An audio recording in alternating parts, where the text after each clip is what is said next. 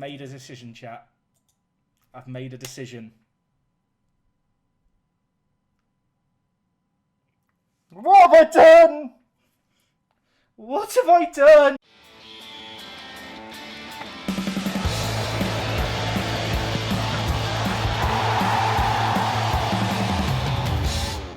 What is going on, guys? Jack here, and welcome back to episode number 158 of Park to Prem here with Town or Town. Today it's the start of season number 17. We start on the profile of a world record transfer, a personal record transfer as well, ever in Football Manager. I can't believe I've done this. I still can't believe I've done it. But you know what? Football Manager is a game. Games are about having fun. We've earned the position that we're in right now. And when you're in this position, why not go and become the Man City of Man City? Why not go to Man City and steal their best player for £300 million? Yes, Mike Frost has entered the building, the top goal scorer in the Premier League, three-time Ballon d'Or winner at the age of 24. He's pretty blooming good. Unfortunately, for today's opening game of the season, which is the Community Shield against Man City, his former club, he's not fit enough to play. So a little bit anticlimactic, a little bit of a shame, really. But I'm very, very excited to see how he's going to get on and if he can live up to the price tag. Now, of course, when a player is signed for £300 million, the logical question is where the hell did £300 million come from? And well, the answer is sales, and lots of them. I had not a fire sale necessarily, but I really was quite cruel, I suppose, on the under-23s and the backup players in the squad. And we didn't hold any punches. We didn't spare anyone. We raised £530 million in sales this summer. And when you consider we spent less than that in total, we actually made a profit in a transfer window where we bought a player for £300 million without really selling a first-team player, which is absolutely insane. It's weird, you know, that strategy that we had 5 years ago of signing a load of young players for the future, hoping that we could turn some money for them, 5 years on, it's worked out pretty big for us. So, in terms of the sales, the big one is Jackie Auger, who has left the club for £55 million. A tremendous player, a good player. However, in his place, we have Cesar Borjaquez. That's definitely, Caesar. We're just calling him Caesar. Signed for £1.8 million. If we just compare him and Jackie Auger, I mean, without being too disrespectful to the legend that is Auger, I know who I would rather have. And, Auger leaves us for a profit. Of course, a player who I think when we signed for £44 million, eyebrows were raised. We've sold him for £65 million to Wolverhampton Wanderers. So, yeah, really good money there. Had a ready-made replacement come in, so it wasn't really a player I felt like we had to immediately go out there and splash cash in order to, I guess, fill the spot he left. And just money that we can't really reject at this point. Anyway, a player that I didn't expect to sell, but who is leaving us, is Sami Tennell. He has gone to Birmingham, a product of our academy. He has gone to newly promoted Birmingham for £60 million. As part of this transfer deal, we get 50% of any future transfer fee. That isn't profit, that is any fee that he goes for, we get half of it. The logic here being that I probably wasn't ever going to get another £60 million bid for him. If he develops and becomes a real little superstar, we have the option to buy him back from Birmingham City, and say we buy him back for 60 million, we actually get 30 million of that cash back. And so across the two transfers, we will have made a profit of £30 million off him. In fact, the only way that we don't break even on the transfer is if we had to buy him for more than £120 million. So when you put it like that, just a good bit of business. It leaves a little bit of a gap at left back. That is hard to deny, but he's played 6 Premier League games in his career, so yeah, I couldn't really reject that money. Ulysses has gone to Sassuolo. We're really blessed with centre mids. I just decided at £55 million, I couldn't really reject it. He may well develop into a little superstar, but we are so stacked in the position, I just didn't ever really see a way he was going to develop into a superstar with us. He was starting to ask towards the end of last season for more first-team football. I can't give it to him. And ultimately, it was just lots of money raised. So a few familiar names in the first team, a few other names here that you may recognise, players like Douglas, of course, a player who's been at the club a number of years, kind of mad to think he is only 24 years old. Great player, great servant to the club, but just not of the quality right now that we're at. We're Premier League winners, we're Champions League winners. This year, I want to be doing it all over again. I want to be pushing in the coming years towards an unbeaten Premier League season, and Douglas just isn't going to be a player to bring that to us. Another player who once upon a time had high expectations, Ayup, has gone to Swansea City for £20 million. A really good right-back in his day, and he looked like he had loads of room to grow, but he's not shown that over the years, and ultimately, £20 million for a player who at 21 just doesn't look like he's ever going to be good enough for the first team makes a lot of sense. So they're names you'll recognise. There's plenty of names here you won't recognise, and they were part of the big kind of shotgun approach we took to transfers. So to talk about a few of them, Simeone Doria has gone to Basel. He is an Italian player we signed a few years ago for £5.25 million. 3 loan spells later, he's leaving us to go for £30 million. Obviously, just great money to be made. In some ways, we are in the situation Chelsea are in real life right now, where obviously Chelsea for a number of years have had a lot of loan players come in. Obviously, they've had their transfer embargo. They're now starting to sell on a lot of those players that they have been loaning out in their younger years, and now we're seeing them linked with the likes of Donnarumma, the likes of Werner, plenty of other names like Sancho also being thrown into the hat as potential players they could afford to go for. So we're just doing a Chelsea, really. Christian Falk-Petersen, a good striker, a striker who didn't really develop over the last 12 months. At 20 years old, we've got £30 million for him from Fulham in the Championship. We brought him in just a few years ago for £500,000. So again, it's just about buying players low, trying to sell them on for a profit. And we always knew this was going to be a strategy that we needed to rely on. To be honest, I never thought he would get to this state here. You can see Josh Kopp, Welsh international, only 20 years old, not a bad player, signed for £86,000. He's out the door for £30 million. And that is pretty much the pattern of this transfer window. I could go through all of these players, but it's just more of the same. It's bringing in these players for fairly cheap and selling them on for some really good money. And it leaves us in a situation where, in total, we've sold £530 million. So, whilst we've brought in Mike Frost, you may have noticed we've also spent big in other areas of the pitch. So, we have Vincent. So good they named him twice. This guy, I think, is going to be the solution to the left-back position.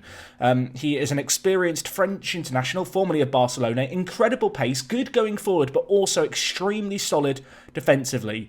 Nico Roth last year I don't want to say he underwhelmed me, but he was kicking up a fuss about wanting to leave, wanting a wage rise.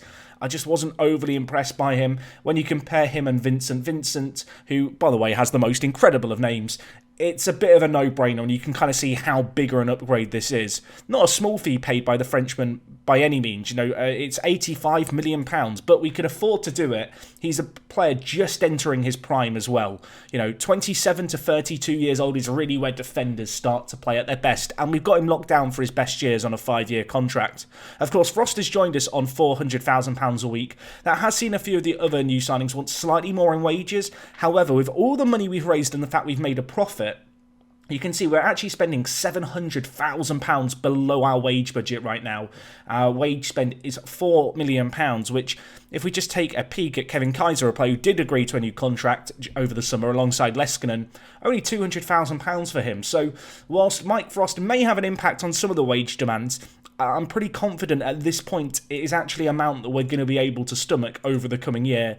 And whilst we are going to inevitably make more of a loss year on year, it's worth noting that for the last year or so, we've been operating on a very, very healthy profit, just off the basis of TV money, prize money, just all the success coming on and off the pitch, really. So I'm excited about Vincent, and of course another player we'd agreed to sign already is Holman. He joined us for £110 million. This was a signing that was done and dealt with right at the beginning of, it wasn't even the beginning of the summer, it was the end of last season that we had signed him. 25 years old, another player entering his prime. Yesterday I floated the idea of playing him as an advanced playmaker, and the most thumbed up comment in the YouTube comment section was, don't play him there, he's the world's best Mazzala. I think he's a better advanced playmaker than a Mazzala, and I'm going to stick my neck out on the line here and defy the thumbs up YouTube comment and say, if you look at him here as an advanced playmaker, he's got 12 teamwork, and then every single other attribute is above 16. Well, it's 16 or above, and anticipation actually is the only one below 17 alongside teamwork. If we just have a look at him as a Mazzala, he's got 14 stamina, 15 work rate, 12 tackling. It doesn't make use of his agility, which you would say is probably his best gift. Sure, I'm not saying he's not a bad Mazzala, but for me personally, I think he's actually better suited to advanced playmaker. We're currently training him to play advanced playmaker on attack, which will mean that, the finishing may be a little bit of a concern, but with his player traits of looks for a pass rather than attempts to score, I feel like he's going to be so interesting to watch play in that centre attacking mid position. And competing against Andy Eric, it's going to be interesting to see who comes out on top. I mean, you can see there the difference in quality these players have. It's going to be interesting for sure over the year to see how the team kind of comes together, because I'll be honest, at this point there are a lot of players competing for many, many positions in the side. There is not really a clear-cut starting 11, which in some ways you could view as a negative, but for me, I really view that as a positive. The fact that we have this team here, which is kind of labelled our best 11, minus a few players who are missing this game today through injury, and then we have a fully rotated team that would probably finish top 4 in the Premier League. I feel like we're at a squad building point where it's pretty comparable to Manchester City in real life. Anyway, there were a few other players that joined us for slightly smaller sums of money. Marcus Morales joined us on a free transfer. At 25 years old, not a bad little goalkeeper. I feel like as far as a squad backup option goes, he's pretty good. A free transfer, we can look to sell him on for a little bit of money in a few years' time if he starts to kick up a fuss and demanding first-team football. Rasmus Nielsen has joined us from Copenhagen. Good little centre-back, one for the future potentially, if not one for the future transfer budget. Yeah, you know, the kind of player that if he develops, great. If he doesn't, we'll just sell him on at the end of the day. And Moutinho, another player who I was very excited about signing way back when. I will be honest, over the last 2 years, because we agreed to sign this guy when he was 16, hasn't improved as much as I would like. But we are now in a situation where we've got him a loan move to Gladbach. He's hopefully going to be playing regularly in the Bundesliga. I'm excited to see what this guy can do, because there is no doubt he has the template of a great player. When you look at him here, so many strengths, really. He just needs to start realising his potential. And I think a big move to a Bundesliga side is going to be a good little way for him to hopefully crack on and start to develop and play some regular first-team football. So I'm very, very excited to see how he gets on there. But anyway, that's kind of it in terms of the transfer business. You might wonder how the finances are looking off the back of all of that. We've still got £400 million in the bank balance. Obviously, we made a profit in the market. The transfer budget still has over £100 million in. Realistically, I could go out and sign another Claudio Holman, but I don't want to upset the team too quickly. I don't want to change things too soon, you know? I feel like this is a work in progress. And, well, this summer, unlike last summer where we didn't really strengthen the first team, I feel like to win back-to-back Premier Leagues is difficult, and I wanted to make a signal of intent. And I feel like with Vincent coming in at left-back, I feel like with Claudio Holman coming in at advanced playmaker, and of course Mike Frost in himself, who unfortunately isn't available for today, but just Mike Frost, who I'm just keen to see how he gets on. With these players all joining us, it's going to be an interesting year. You know, we're not changing too much, too drastically, really. A little bit of a reshuffle, but we're just in a way stronger position. I guess the obvious question is, with Mike Frost coming in, the striking department, what's happening? So the solution has been to loan out Steve Norman. So Steve Norman's going on loan to Juventus for the year. I really like this guy's potential, and he has shown signs of development, but I want to see him play really regularly. I'm hoping he's going to follow in the footsteps of Cancina at Juventus and just develop into a little superstar. He's still only 21 years old. He's got fairly professional personality. He would be good enough for most teams in world football to just walk into their team. He's labelled as an elite striker. He's gone on loan to the Serie A side. I didn't really feel a pressure to sell a striker with Mike Frost coming in. Instead, we loaned out Norman, and we also loaned out Bubalo, who of course was on loan for the second half of last year. These are two players who may well develop into little superstars. They're in their early 20s. I don't really feel comfortable selling either of them. It's kind of one of those things where we've loaned them both out to big teams who are going to be playing European football. We'll keep an eye on them, reevaluate them at the end of the year. Ultimately, between Cancina, Shvetsov, Turnbull and Mike Frost, we've got 4 class strikers, and then the 5th choice striker for this year is going to be Roberto Gonzalez, a player who I feel like has earned an opportunity here, has had loan spells at Coventry for the last few seasons, has actually developed a hell of a lot in that time, the 22-year-old, and whilst I don't think he's going to play a load of first-team football this year, great striker and also an incredibly creative player. We are going to be training him to play advanced playmaker, because I feel like as far as backup advanced playmakers go, he's pretty blooming good, and he apparently has a little bit more potential to fulfill. So excited to see what can become of him. In terms of our actual squad, you can see our team, excluding Norman, is a 25-man squad. So it's a fairly normal-sized team. Of course, there's a little bit of lack of depth perhaps in the wide midfielder areas, although that's to be expected considering we don't play with wide midfielders. If there were any positions left in the transfer market that I wanted to address with just a few days left, I would love to get in a third choice right back. For today's game with Mateus Aurelio out injured, Kevin Deacon's going to come in. A very, very good right back in his own right, but we don't have an option behind him. Additionally, at left back, obviously we talked about Tenel leaving. The player kind of stepping up and filling his spot is going to be Lange here, who is a Danish player. A very good Danish player. He's only 19 years old, has loads of international caps, plenty of experience. I do need to see a bit more development from him. But I look at him and think, third choice left back, when you consider we've got Nico Roth and we've got Vincent, I don't think we need a much better left back, to be honest. I'm quite content with where we're at in terms of the left back position now that I think about it. But I don't know, maybe it's a position to consider improving. But yeah, all in all, I'm pretty happy. I would love to know in the comments what you think of the Mike Frost transfer. I know it's going to be quite divisive. It's going to split opinion. Some people will say you could have spent it on a load more players. I guess the counter argument here is I probably could have spent £100 million on a player, but they wouldn't have been a big upgrade on the team. I think a lot of our team is £100 million players now when you look through it.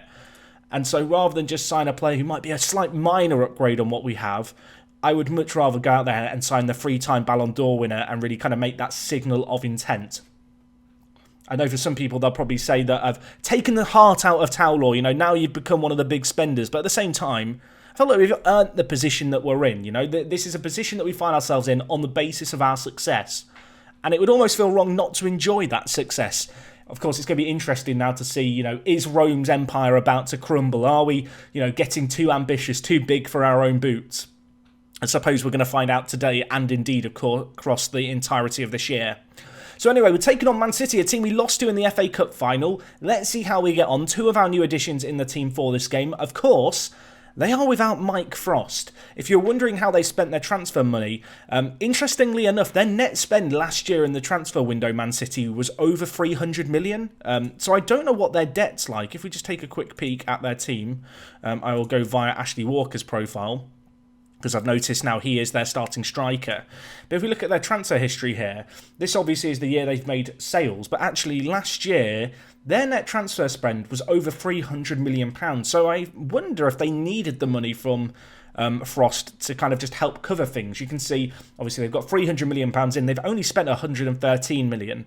I did notice they've got a few more transfers they're working on, but yeah, I'm not actually that scared about what Man City might do with that money, which, I don't know, maybe that voice line saying that will come back to haunt me, but right here and now, I'm pretty content and pretty happy with where they're at, and especially where we're at now with the Mike Frost edition. £300 million is a silly amount of money. If you told me at the start of the year that I was going to spend it, I would have probably laughed at you. However, I don't know, life's about enjoying things, and it's about making Man City's life a misery. So with that in mind, it felt right to do it.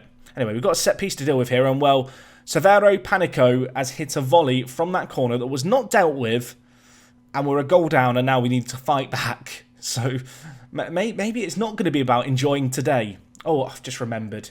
During pre-season, I had replays turned off, and we've not turned them back on. Let's get the replays back on. We don't want to watch their goal again. We want to watch our goal again when we score in a second. Feeling confident. Maybe that is completely misplaced. I will say yesterday's video, for those people who watched it, I hope you enjoyed it. That was obviously stream highlights, which are a little bit unusual. But the only other alternative would have been for there just not to be an episode.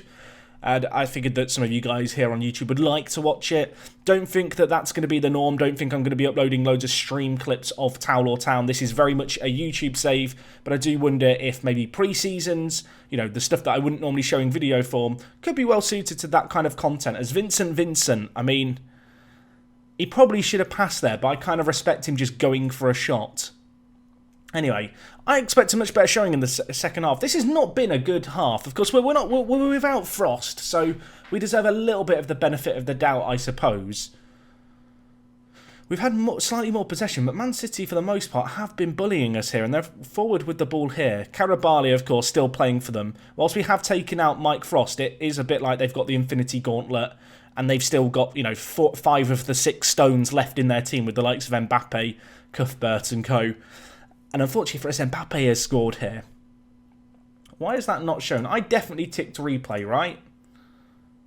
Replay director. Is that... why did that not show a replay? I've ticked the replay button. I'm so sorry, everyone. I am so... Football Manager, please. An hour gone. I feel like we need to make some changes. Part of me's thinking, do I go to the 4-2-4? Do we just have a roll of the dice here? Do we have some fun?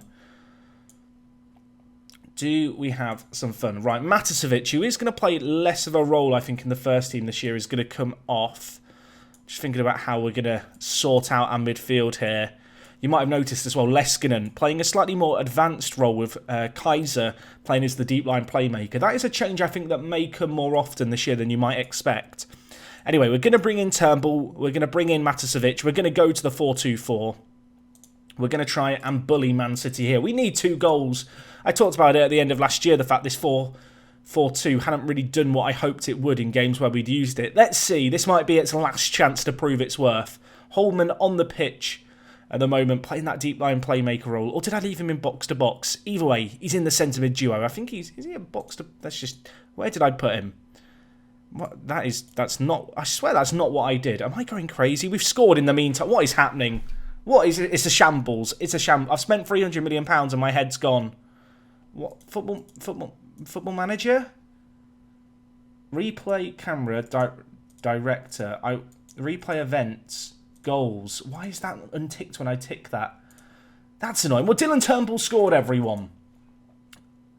Dylan Turnbull scored. I guess that's something. It's 2-1. Could it happen? Could we make the comeback? Dylan Turnbull looking aggressive with his 20 aggression. I'm not entirely shocked. We need another goal here. There's 10 minutes left. We've got one last sub in our back pocket. Cancino's been non-existent today. Vincent hasn't had the debut to remember. Let's bring in Andy Eric for Cancino. He can play out on the left-hand side, Andy Eric. And while we're down this left-hand side now, Leskinen lumps it forward, trying to find Dylan Turnbull, whips in. Shvetsov's there! Oh my word, did the keeper save that? A nut save. Absolutely insane. I can't believe it. That was just mad. More highlights coming though. 84 minutes gone. Maticevic forward to Shvetsov, who crosses in. Dylan Turnbull! Why did I sign Frost? We have Dylan Turnbull, everyone. Maybe it's going to be Dylan Turnbull and Frost up front. I was thinking Shvetsov and Frost, but Dylan Turnbull is staking a claim here. What an insane finish that was. Maticevic off the bench as well, having an impact. Gets it for to Shvetsov, who drives it. What a lovely cross that is, and the finish is superb as well. Let's just take it a notch down. Let's go to attacking here. I said, we were going to get the 4-4-2, one last chance to prove its worth. I think it might be proving its worth here today. And we're going to be going straight to penalties, which is not ideal because, as you can see from this screen here, we don't have good penalty takers. We just don't. But we've earned this position to be in. Let's see if Morrigan could be a hero. I did weigh up replacing Morrigan. I've stuck with him. He's made a save from the first penalty. I will say now, when I was streaming, a lot of people wanted Morrigan replaced in goal. This could be a chance for him to prove his worth, but both penalties for both sides have been saved to begin with. It's now with Reyes. Morrigan, can you turn hero again, my friend? You Spanish beast. He can't this time. He does go the right way, to be fair, but Reyes' penalty was hit true and firm. Andy Eric, on off the bench. Can he have the desired impact? The Brazilian, wearing the number 10, hits it. Lovely penalty. Sends the keeper the wrong way. It is 1-1 after 2 penalties each in the shootout. Now the Colombian, Carabali, stepping up. 3 steps away from the penalty spot, and while he hits it firm again. Morrigan goes the right way. Unfortunately for him, he's gone the right way, but not got there quick enough. Maticevic now. Can he score for us? He hits it. Again, into the bottom right corner. 2-2 in the shootout. Anyone's game at this point, and Cuthbert now their left back. Formerly of Arsenal, Scottish left back hits it, and that was within Morrigan's reach. He got so close to getting a fingertip to it. Now Dylan Turnbull, the player who saw us get into this position. Can he bang it in? Of course he can bang it in. It is essentially sudden death now, everyone. It is sudden death, and it's Ashley Walker, our former England player, the player who may well step up and be Mike Frost's replacement. He steps up here, and he scores, and now all eyes in the stadium. They turn to one man and one man only. £85 million French signing, Vincent. Some say he's a relative of Jemba. Wasn't brought in to do penalties. I'll level with you. I didn't look at his penalty taking when I signed him, the left back, but we need him here now. The Frenchman steps up to keep us alive, and he's missed his penalty. That's not the debut you want him to have, is it, really? Man City, despite a bit of a fight back from us, ending up 2-2 victors. 2-2 that just doesn't sound right to say, does it, boys? I am not happy about the performance today. Why have I told the players I was impressed? Disappointed. Disappointed. You can react badly all you want, boys, but it just wasn't good enough across the board. Wasn't good enough across the board. I mean, maybe Nico Roth needs to come back in at left back. Maybe that's the solution, but Man City lift the Community Shield. Vincent says he would step up again in a penalty shootout. I mean, I respect it in some ways. At the same time, you've got 9 penalty taking. For all that composure you had, it didn't really mean a great deal, did it, there? Dylan Turnbull picks up man of the match having come on off the bench. I mean, fair play, Dylan. Fair play, Dylan. Apparently, Turnbull made a flying start to his career, managing to score on his debut. Football Manager? Are you feeling okay, Football Manager? I'm concerned for the game. We might have to check on it. It's had a bit of a weird day today. But no, not the result that we wanted. I will apologise for that replay situation. That's a little bit annoying. Whilst I just do the outro, I will just click watch goals so you can watch back the goals from this game. But yeah, hopefully you enjoyed this episode. Obviously, not the start to the season we wanted. You guys can let me know what you think of our transfer business, kind of the long-term strategy paying off. Of course, we had raised hundreds of millions of pounds just by not having a big wage budget and being so successful over the last couple of years. And I feel like it's nice, as I said before, to just enjoy the success we've had, over the last few years and spend big. Not to say that I would ever normally spend £300 million on a player, but it's about sending a message. And, well, that is shocking goalkeeping for that Dylan Turnbull goal that we didn't see, isn't it? Yeah, guys, let me know what you think of the transfer business. Obviously, I know that Frost is going to be very divisive. What do we think of Vincent at left-back? Holman as well. I think he'll get chances at both advanced playmaker and Mazzala to prove his worth.